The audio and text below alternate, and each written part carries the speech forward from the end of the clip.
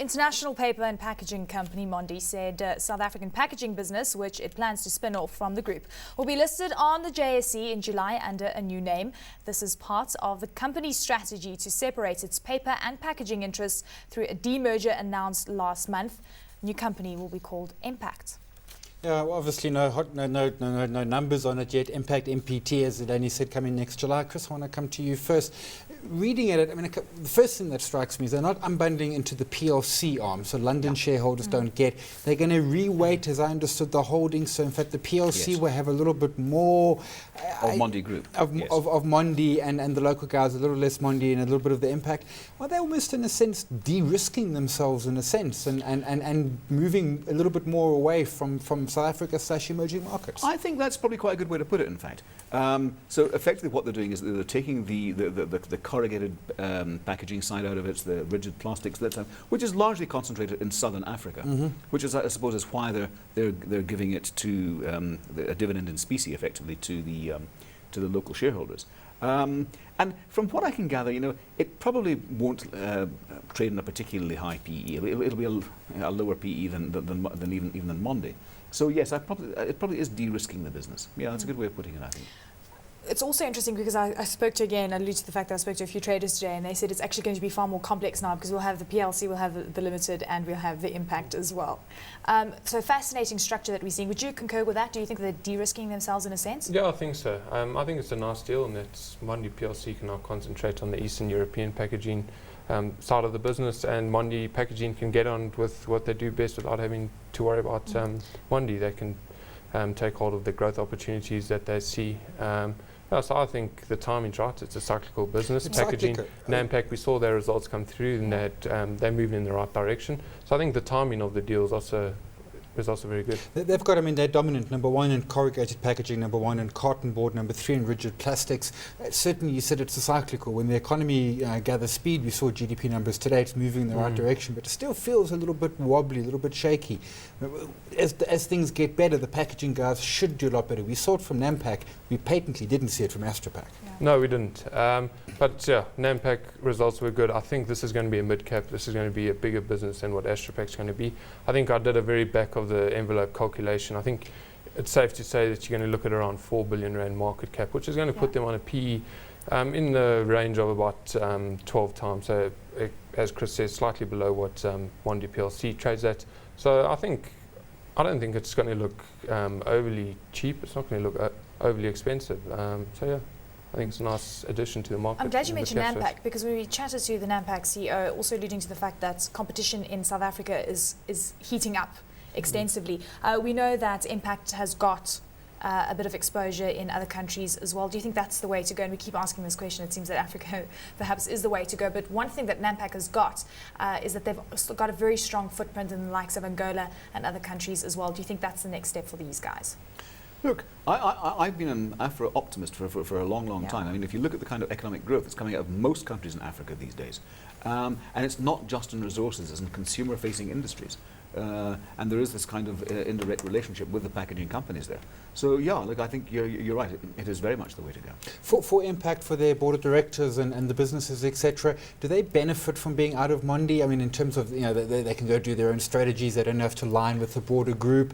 They can go raise money, not just Mondi raise money. Yeah, I mean, it's going to give them that independence. At some point in time, they can do a rights issue, for example, on the JSE. No, you're right. It does give them that flexibility. Fantastic. Hot or not, Chris? Look, we've cautiously avoided the paper companies because of, what Andrew mentions, the cyclicality. So just from a generic perspective, I can't get excited about it. Not hot. Even Impact, the fact that they are number one in various of Nope, can't get excited, sorry. Okay, well, I'm sure from a valuation perspective. No, I don't. No? I'm not that excited about it. I think if you're looking in the packaging sector as a whole, it's looking fairly attractively priced. And I think there are better opportunities in there. Small cap shares like Winhold and Transpaco would be a lot better options for us than Impact would. So not hot? Not hot. This is just a cunning way for the paper companies to try and get me to buy a paper company. I am holding firm. I like packaging, and I've had the Winhold has suggested maybe an Nampak. I want to see more about these guys and give them some time to prove themselves. Fantastic. So for now, not. Not hot. Okay. Crunch time even more so now than before. This is the part where we get our guests to give us their hot stock picks. Chris, I think we should start off with you. Your hot stock. JD Group, they came out with the results a couple of weeks ago, and at the presentation they give a bit more detail as to what's going to happen with their car rental business. Yeah. And I have to point out that it is car rental over a 4-year period. It's not hire purchase, so it doesn't come within the ambit of the National Credit Act. And it's very much entry-level vehicles. I think it's very, very clever indeed. That, coupled with the other parts of the deal that they've struck recently with Steinhoff, whereby they're going to have roll out their Timber City and Penny Pinchers stores, and also create what's effectively a mini IKEA at lower end of the market, I think. I think in that segment of the retail market will actually revolutionise it. Their car rental, and every time you say car rental, I think Avis. Of course, it's not. How they funding it? I mean, do they have sufficient cash? Are they needing to fund it? I mean, I'm assuming they pay for the vehicle and then it's loans. No, absolutely. Look, it's going to be an expensive exercise to fund a fleet like this, of course. But it's not as if the people are literally going to drive away in it. The thing is that the cars are insured, they've got a tracking device, there's a full maintenance package involved with it as well. So, I think the asset is relatively well secured, as well secured as it can be. So, yes, it will be an expensive exercise, particularly depending on how big it becomes. But, they do have a consumer finance company within there, which is now... I mean, they're almost a bank in some... Yes, in well, they are a senses, bank. That's exactly what they are. And now what we want to do is leverage this up and get a much higher return on equity. So you would be buying JD Group at this point, allocating new money, Chris? I certainly would. And I think there's quite a lot of headspace left in that share price if you look where it's come from. Your sense on that, Andrew, before we get your stock pick? I'll concur with Chris here. JD Group is a company that we like. It's a sector that we like. They are a micro lender, essentially. They're not a retailer, or that's not how we see them. I think you could get some competition through a company like Capitec. Yeah. I think that's a definite risk to those sort of businesses.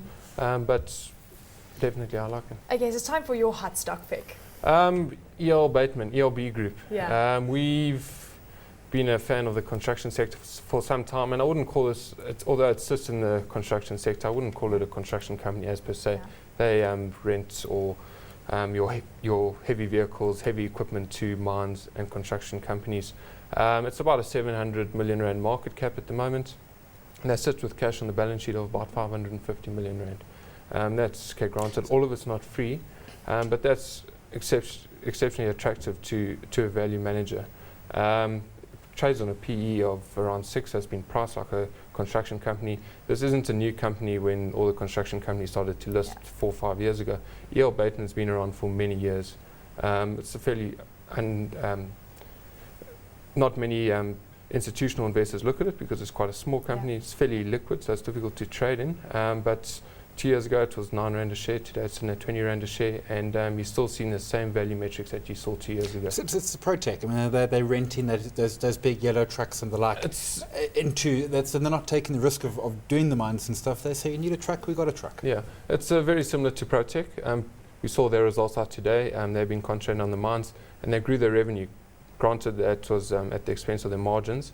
E.L. Bateman, if you saw their results towards the beginning of this year, they grew their revenue and they grew their bottom line.